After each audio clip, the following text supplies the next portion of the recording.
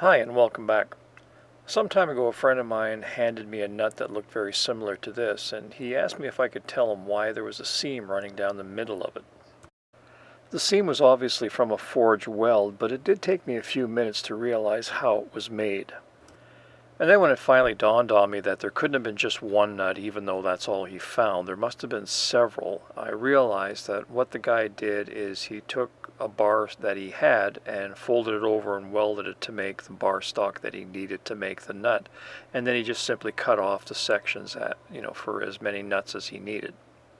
I think the reason this took me so long to figure out is because this sort of thinking is just so foreign to the way we do things today. We're just so accustomed to getting the right size bar stock and working with that. But years ago, you need to make a repair on something, you used whatever you had to get the job done. This smith obviously didn't have the right bar stock to make the nut that he needed, so he improvised and made one up. The weld probably wound up in the worst possible location, but nonetheless it held up and it served the purpose. I certainly don't recommend that anybody make a nut this way today, but it was a good mental exercise, so I thought I'd share it with you. I'm going to be using a piece of 1/2 inch round bar today because on the original nut the weld line was very irregular, and that wouldn't have happened if he had welded it with a piece of square bar. So I'm going to use a 1/2 inch round bar and see if I can get the same results.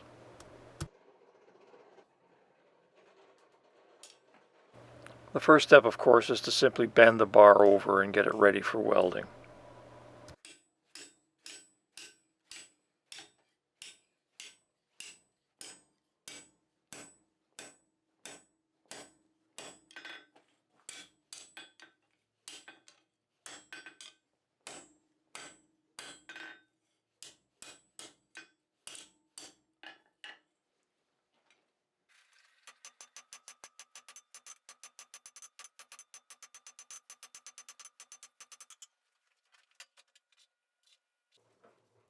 I'm going to start by welding the back and then working my way up to the tip.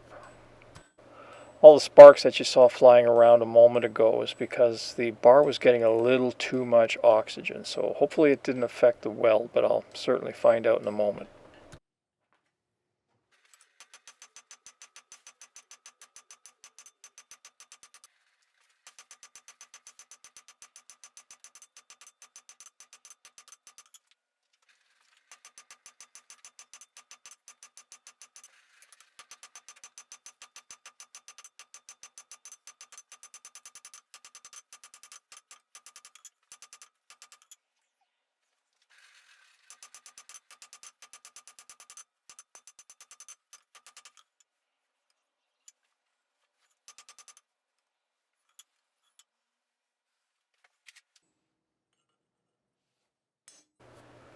Now that I have the blank forged out, I'm going to use a cold chisel to cut in some reference lines that are going to help me hot cut the nuts from the bar.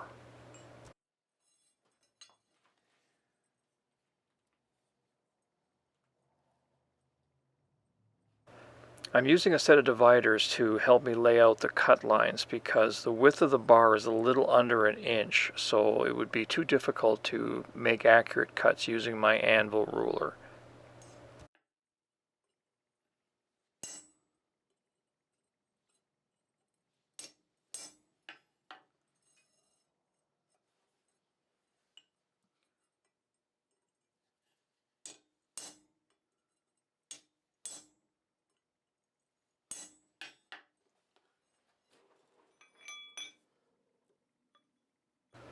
I made a mistake when I drove the chisel into the bar to define the location of that first nut.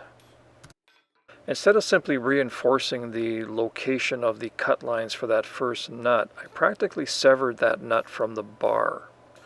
That left it very vulnerable during the punching operation. Without it connected to the rest of the bar, that nut is very susceptible to splitting because the punch applies a tremendous amount of pressure to the sides of the bar, and that's going to want to split that weld. Also, you can see how the lap has already let go here, so I didn't get a good tack with that initial weld.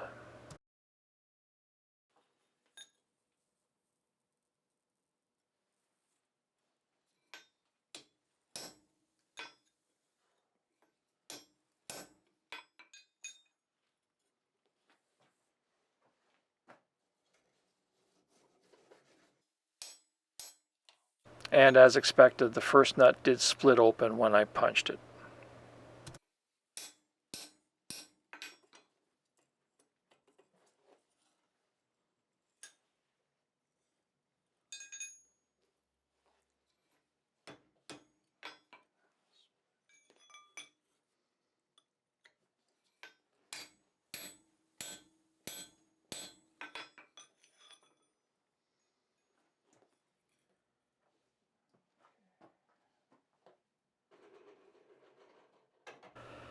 So the first nut did split out, and I'm pretty sure the rest of the weld is okay, so I'm going to try punching the second nut to see whether it splits open or not. Again, the bar is totally severed here between the first and the second nut, so if I don't have a good weld, it'll probably split open as well.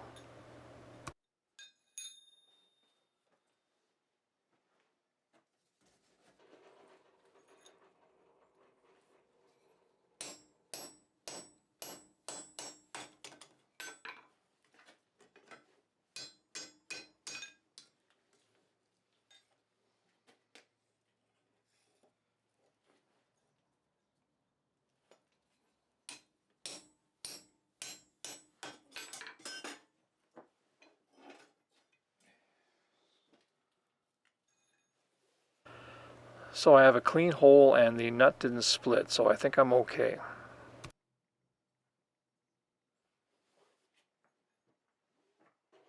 So I'm not planning on making any more of these, so I'm going to cut this nut from the bar. But of course, if you wanted to do the whole bar, you would mark the locations, punch the holes, and then cut the nuts from the bar once the holes are done. That'll give you the best chance of success. But again, I don't recommend anybody making nuts this way. This is just a, historical recreation.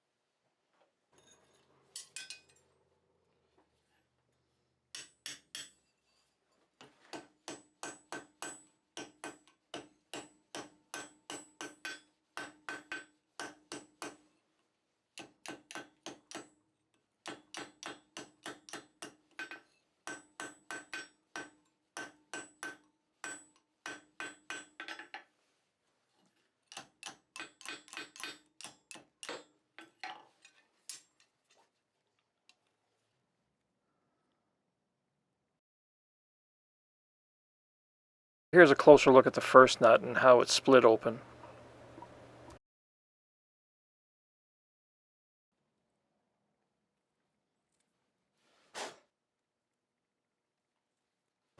And here's the second one that had the good weld.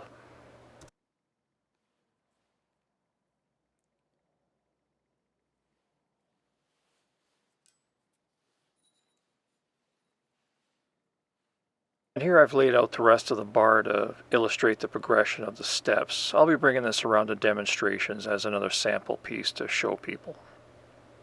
And I hope you did find it interesting.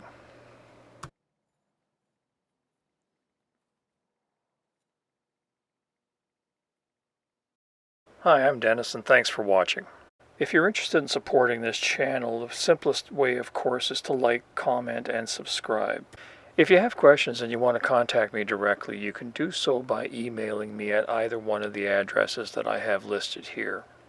It may take me a couple of days, but I will get back to you. Thank you, and we'll see you next time.